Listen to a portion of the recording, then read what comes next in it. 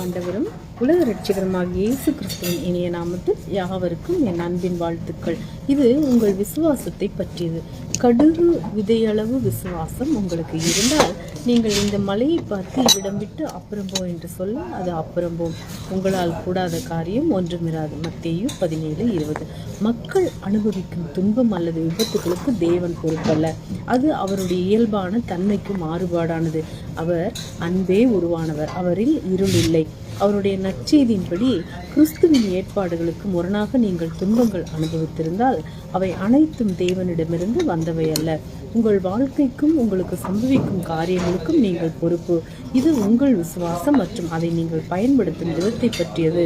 நம்முடைய ஆரம்ப வசனத்தில் நாம் கேட்டது, கர்த்தராகிய இயேசு உங்களால் முடியாதது ஒன்றுமில்லை என்று கூறினார். இது கர்த்தரின் பிரகடனம்.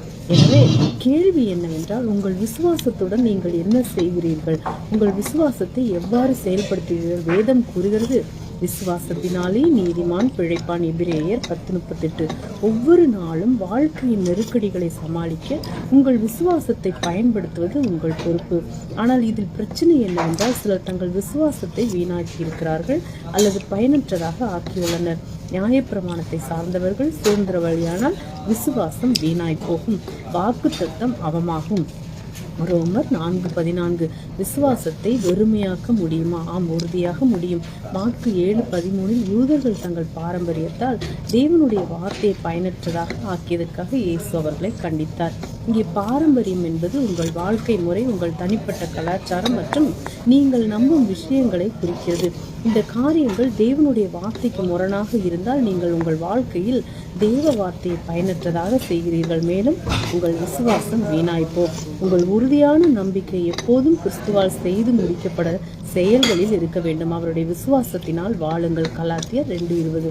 அல்லேலூயா. அவருடைய விசுவாசத்தில் நீங்கள் எப்படி வாழ்கிறீர்கள்? இது வசனத்தின்படி வாழ்வதன் மூலம் தேவ வார்த்தையின்படி செய்கிறவர்களாய் இருப்பதாலும் யாக்கோபு 1:22 கூறுகிறது, அல்லாமலும் நீங்கள் உங்களை வஞ்சியாதபடிக்கு திருவசனத்தை கேட்கிறவர்களாய் மாத்திரமல்ல அதன்படி செய்கிறவர்களாயும் இருங்கள். அன்புள்ள பிதாவே, உமது வார்த்தையில் உள்ள விசுவாசத்தினால் நான் எல்லா நிலைமைகளிலும் சூழ்நிலைகளிலும் மேலோங்குகிறேன். நீதி, வெற்றி, தெய்வீக ஆரோக்கியம், ஜெயம் மற்றும் செழிப்பு ஆகியவற்றின் வல்லமைகளை என் வாழ்க்கையில் செயல்படுத்தப்படுகின்றன.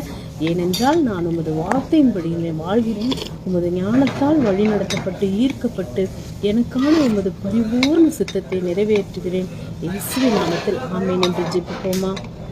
இந்த வசனங்களை தியானிக்க 2 தெசலோனிக்கர் 1:3, ரோமர் 10:17, மார்க்கு 11:22-23. தேவன் தாமே உங்களை ஆசீர்வதித்து வழி நடத்துவாராக. ஆமேன். அல்லேலூயா. Praise God.